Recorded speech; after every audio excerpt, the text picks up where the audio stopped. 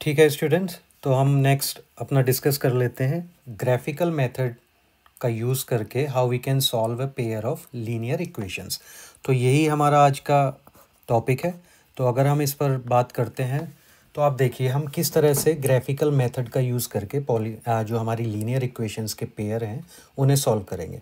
तो मैंने पहला एग्जांपल आपकी टेक्स्ट बुक से लिया है और वो एग्जांपल क्या बोलता है, check graphically whether the pair of equation, ये आपकी पहली इक्वेशन है and this is the second equation, is consistent. If so solve them graphically.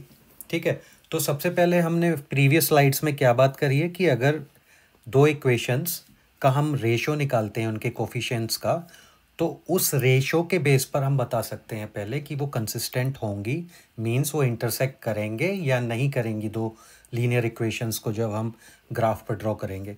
तो उसके लिए देख लेते हैं, हमारी ये पहली इक्वेशन है x plus 3y equals to 6 और यहाँ पर हमारी सेकेंड इक्वेशन है 2x minus 3y equals to 12। तो हम इस इक्वेशन को कैसे और लिख सकते हैं, x minus 3y minus 6 equals to 0 और सेकेंड इक्वेशन को हम लिख सकते हैं 2x minus 3y minus 12 equals to 0। तो अगर हम यहाँ पर इसमें a1 निकालें तो a1 कितना होगा, यहाँ से 1 आ जाएगा, राइट। और अगर हम b1 देखें तो b1 कितना होगा, -3, राइट। और अगर हम c1 देखें तो वो कितना होगा, -6।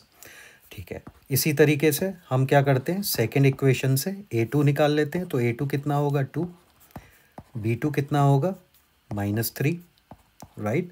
और c2 कितना होगा आपका -12। तो अगर इस इक्वेशन में आप a1 अपॉन a2 करते हैं तो वो कितना आएगा, a1 आपका 1 है और a2 कितना है आपका 2। उसी तरीके से अगर आप b1 अपॉन b2 करते हैं तो b1 कितना है आपका -3 और b2 कितना है आपका -3। तो ये कितना आएगा आपका 1। तो बिकॉज हमें C1 C2 की रेशो कैलकुलेट करने की ज़रूरत ही नहीं है, क्योंकि a1 upon a2 is not equals to b1 upon b2। और वाया रेशो कंपैरिजन मेथड हमें क्या पता है कि ये एक कंसिस्टेंट सॉल्यूशन होगा। कंसिस्टेंट सॉल्यूशन का मतलब ये इंटरसेक्टिंग लाइंस होंगी ग्राफिकली, राइट। और इसका एग्जैक्टली वन सॉल्यूशन होगा वाया अलजेब्रिक एक्सप्रेशन। ठीक है, वाया अलजेब्रिक मेथड। तो अभी हम क्या करते हैं, हमें पता है कि इसका एक सॉल्यूशन होगा ही होगा। तो मैंने पहले से आपके लिए इक्वेशंस को सॉल्व कर लिया है, but I will walk you through. तो पहली इक्वेशन हमारी क्या है, x plus 3y equals to 6। और हम क्या करते हैं, इसमें y की वैल्यू को डिराइव कर लेते हैं विद द ट्रांसफॉर्मेशंस, राइट। तो हमने यहाँ क्या किया, हम x को अगर इधर ले जाएंगे तो क्या हो जाएगा, माइनस का x। तो ये हुआ 3y equals to 6 minus x. अब उसके बाद y की वैल्यू ऑब्वियसली आपको पता है 6 माइनस एक्स, और ये 3 कहाँ चला जाएगा, एज ए डिनोमिनेटर।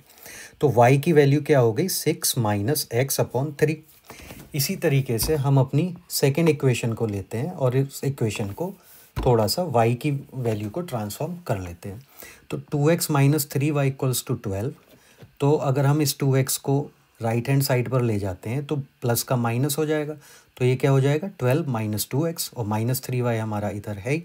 अगर हम दोनों साइड्स की माइनस से मल्टीप्लिकेशन कर दें तो माइनस माइनस यहाँ पर क्या हो जाएगा, प्लस 3y, ये प्लस 12 माइनस 12 हो जाएगा, और माइनस 2x हमारा प्लस 2x हो जाएगा। उसके बाद y क्या होगा, y होगा, हमने बस 2x को पहले लिख लिया है, माइनस 12 बाद में, अपॉन 3। तो अब हमें ग्राफिकली इस इक्वेशंस को प्लॉट करने के लिए हम क्या करते हैं, हम किसी भी x की वैल्यू के लिए y की वैल्यू को कैलकुलेट कर लेते हैं। तो इस इक्वेशन में अगर हम यहाँ पर x की वैल्यू को 6 रख दें तो वो क्या होगा, 6 माइनस 6 दैट इज़ 0 अपॉन 3, वो 0 हो जाएगा। तो y की वैल्यू कितनी आएगी हमारी बच्चों, 0। ठीक है, उसी तरीके से अगर हम यहाँ पर x की वैल्यू को 3 रख देते हैं, लेट्स से हमने यहाँ पर 3 रख दिया, तो वो क्या हुआ, 6 माइनस 3। 6 माइनस 3 कितना आएगा आपका, 3, 3 अपॉन 3 1 हो जाएगा। तो y की वैल्यू हमारी 1 आ गई। ठीक है, तो हमने अभी जो कैलकुलेट किया उसे हम हटा देते हैं यहाँ से। ठीक है, तो अगर हम इस लाइन को अब ड्रॉ करें, हमें 2 पॉइंट्स मिल चुके हैं 6 0 3 1। तो हम इन्हें प्लॉट कैसे करते हैं? तो 6 0 x की वैल्यू 6, y की वैल्यू 0, पहले इसे प्लॉट कर लेते हैं। ठीक है, तो x की वैल्यू 0 मीन्स हमें पॉजिटिव साइड में चलना है। ये इस डायरेक्शन में हम चलेंगे x एक्सिस पर। अगर x एक्सिस पर इस डायरेक्शन में हम चलते हैं तो वो हमारी पॉजिटिव डायरेक्शन होगी। अगर x एक्सिस पर हम इस डायरेक्शन में चलते हैं तो वो हमारी नेगेटिव डायरेक्शन होगी, राइट। y में अगर हम इस डायरेक्शन में चलते हैं तो वो हमारी पॉजिटिव y होगी, और y में अगर हम डाउन जाते हैं तो वो हमारी नेगेटिव डायरेक्शन होगी। ठीक है, तो अभी x 6 कहाँ आएगा? 1 2 3 4 5 6 मैंने पहले से ही लिखा हुआ है।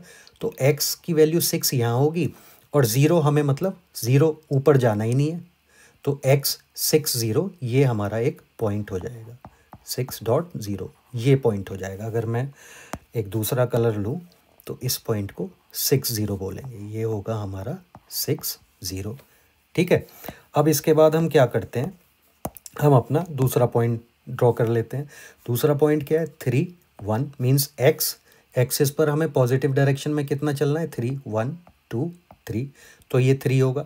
और वाई एक्सिस पर पॉजिटिव डायरेक्शन में कितना चलना है? 1, तो ऊपर की तरफ 1, तो वो कहाँ आएगा? वो कहीं यहाँ पर आएगा।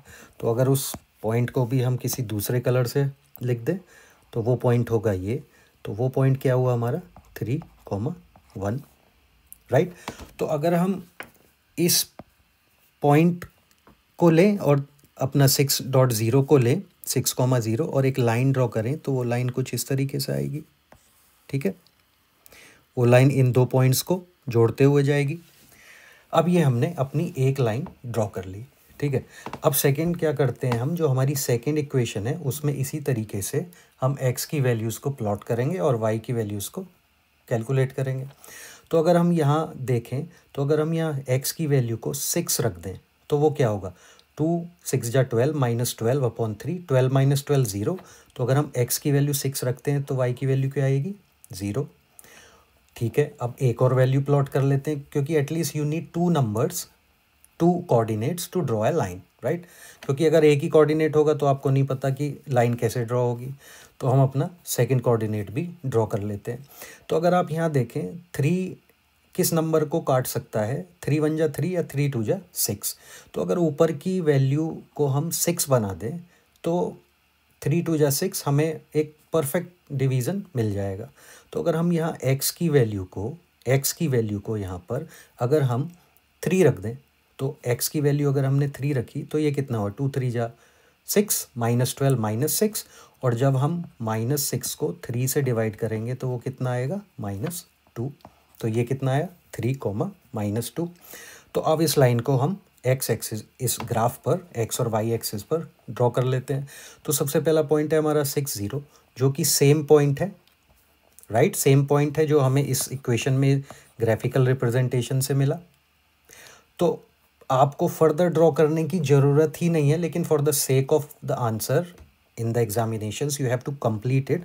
बट आपको पहले ही पता है कि ये 6 0 is the solution of the pair of linear equations, right. लेकिन हम ड्रॉ कर लेते हैं। अब सेकेंड पॉइंट हमारा क्या है? कोऑर्डिनेट 3 -2। तो 3 के लिए हम x एक्सिस पर 3 चलेंगे, 1 2 3, और y एक्सिस पर -2, तो डाउन -2 1 2। तो वो पॉइंट कहाँ आएगा? वो पॉइंट आएगा यहाँ। और अगर उस पॉइंट को हम किसी और कलर से यहाँ लिख देते हैं तो ये पॉइंट हुआ हमारा 3, -2। तो अगर हम लाइन ड्रॉ करेंगे, पहला पॉइंट ये था, दूसरा पॉइंट इस लाइन का ये, तो वो लाइन कुछ इस तरीके से जाएगी, राइट बच्चों। तो हमने इक्वेशन 1 को भी ड्रॉ कर लिया, इक्वेशन 2 को भी ड्रॉ कर लिया, and these two lines are intersecting exactly at 6 0। तो 6 क्या है? x की वैल्यू है 6 और y की वैल्यू है 0, राइट। तो यही हमने पहले क्या किया था? पहले हमने रेशो कंपैरिजन से ये वैलिडेट किया था कि इसके कितने आंसर होंगे। उसके बाद हमने y ईच इक्वेशन में y को कैलकुलेट किया, राइट। और अलग अलग x की वैल्यूज़ को रख के हमने y की वैल्यूज़ को इस इक्वेशन के बेस पे कैलकुलेट किया। दोनों इक्वेशंस में, and then we drew both these lines, this is line number 1 and this is line number 2, and we found out the intersecting point, right. तो ये था आपका how you can solve a pair of linear equation with a graphical method. ठीक है, तो इस पे और भी हम थोड़े से क्वेश्चंस अटेम्प्ट करेंगे, अभी के लिए इतना ही।